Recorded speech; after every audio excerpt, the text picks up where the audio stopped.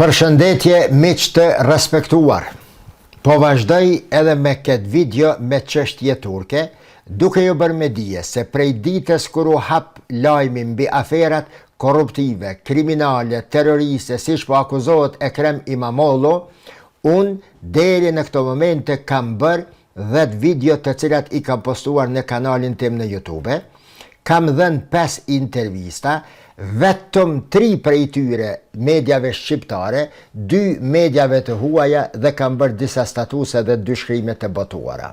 Pse thash vetëm 3 medjave shqiptare? Sepse nuk janë vetëm 3 ftesa, por ka pas ftesa enorme në përmasa të them edhe shqetësuese, lodhse, për të marrë pjesë në intervista, në debate apo në emisione të ndryshme për të shpjeguar gjithë atë që po ndodh në Turqi. Kjo kërkesë, ta quaj enorme, këto ftesa, të cilat mua nga një anë po më bëjnë nder, sepse po e vlerësojnë edhe personalitetin tim, po e vlerësojnë edhe dijen të cilën po e shpërfaqi dhe po e ndaj me shikuesit tanë, me gjithë nderi që po mbëhet pra, unë mendoj se ka ardhur koha që mediat shqiptare në Shqipëri dhe në Kosovë ta vlerësojnë kontributin e mysafirëve të tyre, ta vlerësojnë dijen e tyre, ta vlerësojnë kohën e tyre për te vlerësimit në përmes ftesave që ju bojnë në për emisione dhe intervista. Shqiptarët tani më kanë filluar dukshëm të krijojnë kuadrët e tyre të profilizuara në çështje dhe problematika të ndryshme, jo vetëm për politika të brendshme, por edhe për politika ndërkombëtare dhe rrafshe të jetës dhe rrafshe të tjera të jetës, të diturisë, njohjes dhe të ngjashme. Këto kuadro shqiptare dohet të ndihmohen, dohet të mbështeten, dohet të vlerësohet dija e tyre dhe kontributi i tyre, qoftë edhe në mënyrë stimulative, materiale nga televizionet tona. Deri te koha e pandemis, po, i është bërë nder njerëzve, e kanë vlerësuar si një të arritur pjesëmarrjen në për televizione, po sidomos prej pandemis e këndej, ma ajo kohë ka kaluar. Andaj, do të kisha dashur shumë që mediat shqiptare, pronarët e televizioneve shqiptare, këto andej kufiri, moderatorët, menaxhmentet e televizioneve, ta dëgjojnë këtë që e thash deri më tani. Ka ardhur koha që të vlerësohet edhe materialisht dhe mirë të vlerësohet materialisht kontributi dhe dija e atyre të cilët i ftojnë. Sepse kështu, nga një anë tjetër edhe në përmes këtij stimulimi do t'i nxisin ata musafir që të përqendrohen edhe më mirë, t'i hulumtojnë materialet edhe më mirë, të lexojnë edhe më mirë, të përgatiten edhe më mirë, të mos shkojnë me telefona celular aty dhe aty për aty duke u bërë pyetje, duke lyp në YouTube apo në internet ndonjë përgjigje. Jo, kur vlerësohet dija dhe kontributi i njeriut, sidomos i njerëzve të profilizuar, ata sigurisht se do të përgatiteshin, diteshin edhe më mirë dhe kjo do të ishte më mirë edhe për televizionin, edhe për shoqërinë tonë. Kthyer tek tema. Shumë herë po detyrohem që në fillim të dal pak të bëj një farë degresioni, po fal Zotit po arri me mbajt men aty ku e kam lënë. Gjatë kësaj kohe sa kam folur dhe shkruar për ngjarjet e fundit në Turqi, kam folur, jam munduar të përziej gjithë atë që do të duhej ta dinit ju në lidhje me rastin. Kam përmendur me theks të posaçëm partinë e GHP-s, pa u ndal në detaje duke treguar rrënjët dhe strukturën, organizimin e kësaj partije, e cila, të them kushtimisht, ka sunduar Turqinë për hiç më pak se 70 vjet. Sonte këto, pas këtij iftari, po mundohem do të mundohem që të flas në detaje të shkurtëra në lidhje me atë se çfarë është GHP-ja, për ta kuptuar më pastaj jo ndikimin e kësaj partie në jetën politike të Turqisë dhe në rrafshet e tjera të jetës shoqërore. Partia Republikane Turk, Partia Popullore Republikane, me shkurtesën e saj në turqisht, GHP, Gjumhuriet Halk Partisi, është themeluar me 9 shtator të vitit 1923. Natyrisht në udhëheqjen e atëhershme të Mustafa Kemal Ataturkut. Ideologjia e GHP-s është social-demokrate kemaliste. Ajo është e vendosur në spektrin politik të qendrës së majt dhe përfshin tendenca sociale, liberale, demokratike, socialiste. GHP-ja sundoi nga viti 1923 deri në vitin 1950 dhe mbeti në pushtet përgjithsisht si një parti e vetme deri në vitin 1946. Është partia politike që ka qëndruar në pushtet për kohën më të gjatë në Turqi.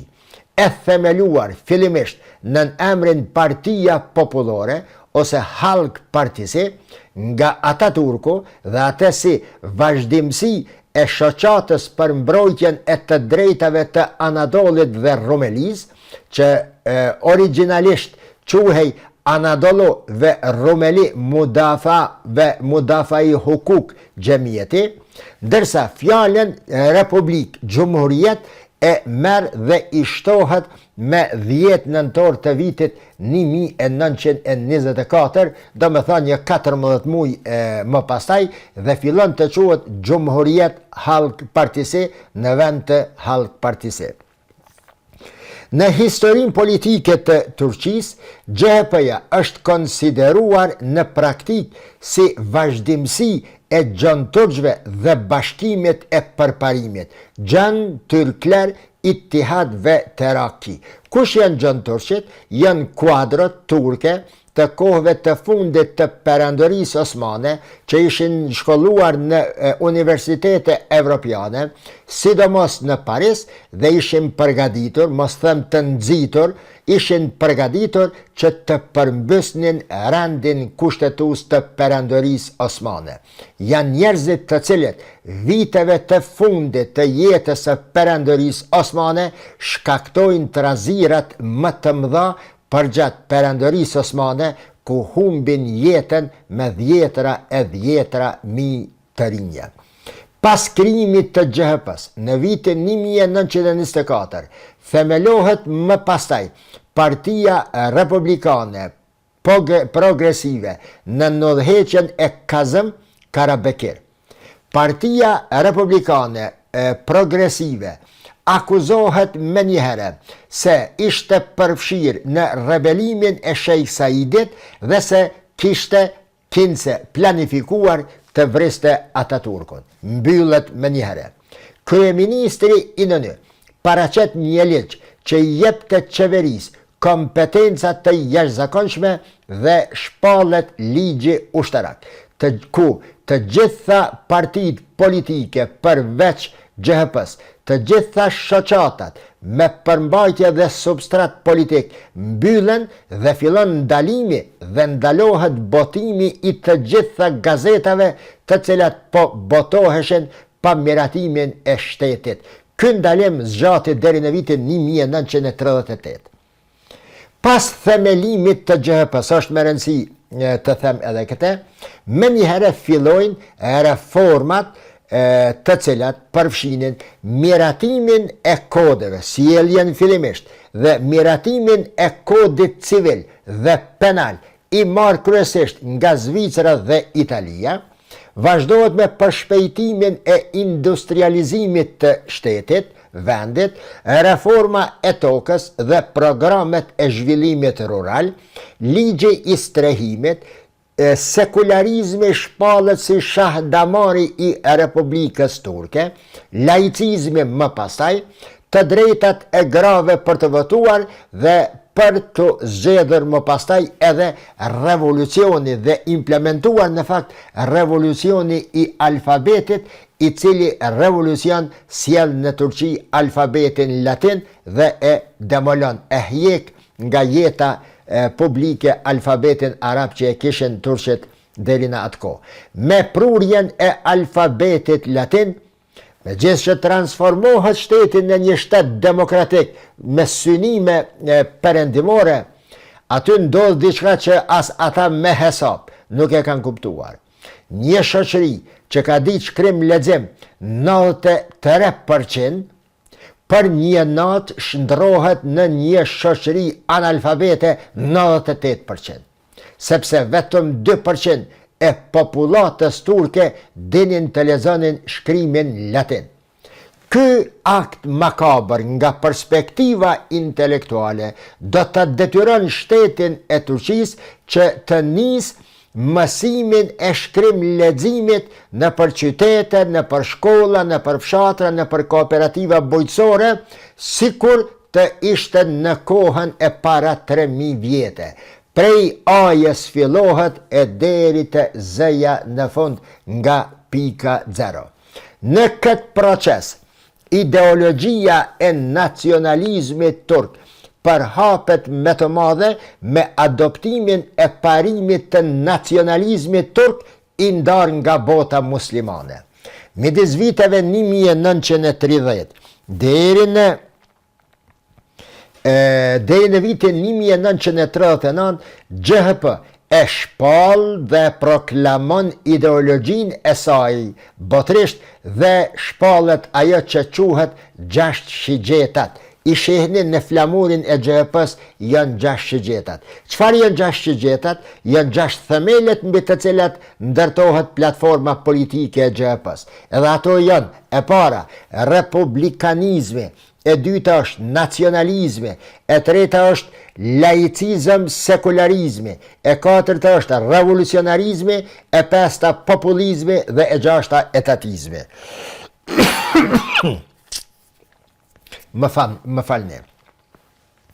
Periudha midis viteve 1938-1946 konsiderohet një periudhë me turbulenca të rrezikshme politike në shoqërinë turke, si rrjedhoj e asaj që po vepronte partia e GHP-s e udhëhequr nga Ismet Inönü. Një ditë pas vdekjes së Mustafa Kemal Atatürkut, Ismet Inönü zgjidhet presidenti I dytë I Turqisë dhe merr drejtimin e GHP-s. Gjatë periudhës Inönü u miratua një politik e ndërhyrjes së shtetit në ekonomi, në arsim, në industri dhe miratohen iniciativat e zhvillimit rural si instituti I fshatit, një format të cilën e ka pasën edhe Shqipëria dhe Italia në kohën kur po mugullonin lëvizjet komuniste. Pas luftës së dytë botërore, Inönü u përpoq të siguronte demokratizimin e Turqisë. Me përfundimin e luftës dytë botërore debatet midis fraksioneve liberale dhe etatiste rishfaqen shumë ashpër. Disa antar të GHP-s, duke mos u pajtuar me Inönün, ndahen nga partia në krye të tyre Xhelal Bayari, I cili më vonë e themelon Partinë Demokratike ose PD. Inönü vazhdon të mbaj qëndrimet e tij, ndërsa Xhelal Bayari apo Partia Demokratike vazhdon luftën e saj për ndryshimin e platformës politike dhe të mendësisë politike në Turqi që po shkonte drejt socializmit e ndoshta edhe një ditë drejt komunizmit. Në këtë kohë reagon perëndimi e sidomos Shtetet e Bashkuara të Amerikës, duke e ditur pozicionin strategjik të Turqisë dhe duke I ditur tendencat e ish bashkimit sovjetik, që fillimisht në Turqi e pastaj të përhapet komunizmi ka ujrat e nxehtë në tokat islame, në Pakistan, Afganistan e tutje, Shtetet e Bashkuara të Amerikës punojnë për tërheqjen e Turqisë nga NATO, si dhe e thrasin ushtrinë turke që të marrin pjesë në luftën e Koreas nën flamurin e Shteteve të Bashkuara të Amerikës. Gjatë gjithë kësaj kohe, në Turqi ka pas turbulenca të mëdha si rezultat kryesisht i veprimeve dhe politikave të quaj diktatoriale të GHP-s. Si rezultat edhe njëre, po them në këtë, pas problemeve të mëdha që bëhen mes PD-s dhe GHP-s, pas gjithë këti procesi, me 27 maj të vitit 1960, ndodh grushteti i parë ushtarak në historinë e Turqisë. Gjatë sundimit ushtarak, Partia e Drejtësisë mbyllet, ndërsa kryeministri Adnan Menderes i atëhershëm ekzekutohet me varje. Një ndër ngjarjet më të kopshme në historinë politike të Republikës së Turqisë. Në një nga videot e radhës me izin e Allahit do ta përshkruaj historinë, ngjarjet, shkaqet dhe pasojat dhe kush qëndronte prapa me kërkesën për ekzekutimin e Adnan Menderesit. Pasi YNN i mbështet politikat e Ecevit, në ndërkohë YNN tërhiqet, sepse po kalan koha, tërhiqet nga partia, udhëheqjen e merr Eceviti, pasi YNN, do me thonë, mbështet politikat e Ecevitit, Turhan Feyzi Olu largohet nga GHP-ja dhe tani e themelon partinë Güven. YNN shërbeu si lider i opozitës dhe një kohë më pastaj edhe si mbështetës i GHP-s deri në 8 maj 1972, kohë pas kohe edhe president dhe udhëheq i GHP-s. Por, për shkak të qasjes së tij ndaj memorandumit të vitit 1971, Ecevit zgjidhet përfundimisht në vend të tij në Kongresin e mbajtur të atij viti. Eceviti fillon miratimin e politikave të dukshme të theksuara politike të krahut të majt. Sërish po shkon Turqia, politika turke ka bashkimi sovjetik, ka socializmi, ka komunizmi. GHP në këtë kohë, e cila mori pjesë në zgjedhjet e vitit të 1973, në udhëheqjen e Ecevitit, doli fituese, u krijua koalicioni GHP-MSP, Milli Selamet Partisi, dhe në këtë periudhë mirret vendimi për ndërhyrjen ushtarake në Çipër. Në vitin 1974, gjatë periudhës e Ecevitit, GHP arrin shkallën më të lartë të votave në historinë e saj shumë partijake, duke arritur në 41% të ulëseve në parlament, por jo mjaftueshëm sa ta krijojë qeverinë. Eceviti dhe rivali i tij deri në vdekje, Sulejman Demirel, shumë herë formojnë qeveri të përbashkëta koalicionit të njëpasnjeshme gjatë periudhës së paqëndrueshmërisë më të madhe politike të Turqisë. Grushteti ushtarak i vitit 1980 i dha fund situatës së ndërlikuar të paqëndrueshme. Gjatë kësaj periudhe mbyllen të gjitha partitë politike, mbyllen politikanët dhe një pjesë e madhe të politikanëve ju ndalohet pjesëmarrja politike gjatë gjithë jetës së tyre. Grushtetin e bën generali shqiptar, i cili atë botë ishte komandanti i përgjithshëm i forcave të armatosura të Turqisë. Që nga shpallja e Republikës pra, diktatura një partijake e GHP-s, e involvuar politikisht dhe me mendësi edhe brenda ushtrisë, ka qenë ajo e cila ka qëndrua pas grushteteve turke dhe e cila ka nxitur Turqinë që të bëj grushtetet ushtarake në Turqi. Kryetarët provincial të GHP-s, gjatë kohës kur GHP-ja ishte në pushtet, vendoseshin sipas në mënyrë elitiste të quaj, si pas vendimeve të partisë dhe jo në zgjedhje lokale si që do të bëhet më pastaj. Vije koha e Bajkallit, i cili edhe kë rrëzohet nga udhëheqja e partisë GJP-s për shkak të aferës së njohur të kasetës.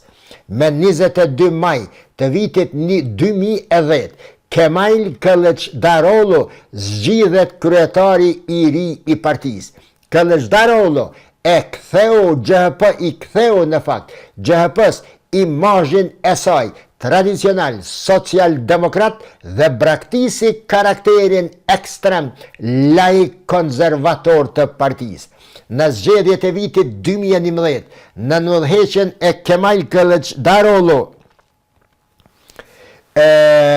mbështetja e partisë arrin në vitin 2000 deri në 20%.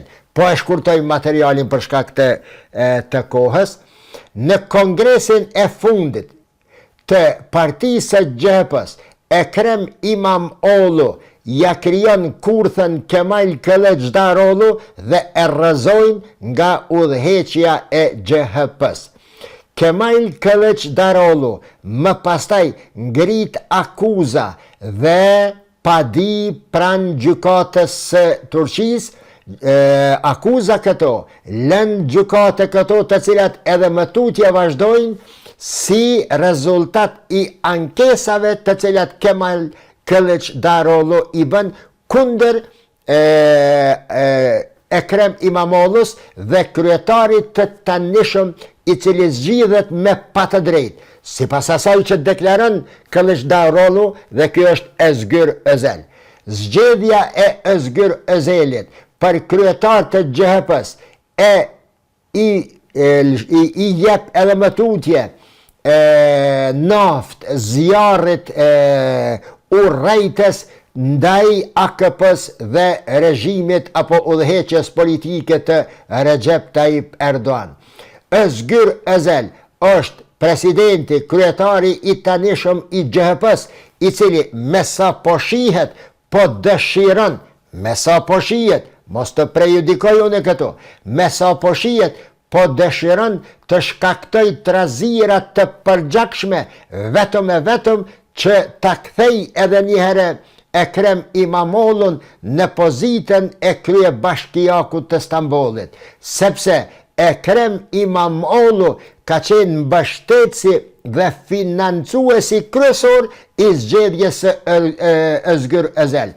Një ndër padit të cilat i ngrit Kılıçdaroğlu kundër Özgür Özel'it dhe Ekrem İmamoğlu janë pikërisht mënyrat e jashtëligjshme të pagesës në shuma marramense të antarëve të kuvendit në ditën kur mbahet kongresi i zgjedhjes së kryetarit të ri të GJP-s. Dhe përderisa tani GJP-ja po bërtet dhe ka thirrur njerëzit në rrugë, ku sipas asaj që po shohimi ka trazira të rrezikshme, në këtë kohë njerëzit e AKP-s po ja rikujtojnë udhëhesve të GJP-s dhe po ju thonë, a ju kujtohet juve kur lideri jonë Recep Tayyip Erdogan ishte dënuar me 10 muaj burg vetëm e vetëm pse e kishte lexuar atë poezien e tij të njohur se minaret janë kështu, se xhamit janë kështu, se platforma jonë politike është kjo, e të cilin gjykata e nxitur nga GJP-ja e kishin quar drejt burgut dhe ndalimin e tij për pjesëmarrjen e politikë. Pas skadimit të dënimit, Erdogan kthehet fuqishëm dhe arrin këto ku arrin. Pra, ky është historiku i themelimit të GJP-s, fryma e saj e afërt shumë me ushtrinë dhe një ndër indikatorët kryesor të nxitjes së asaj që ndodhte dhe përfundonte me grushtetet politike në historinë e Republikës së Turqisë. Deri në videon e radhës, mirëmbëjtje.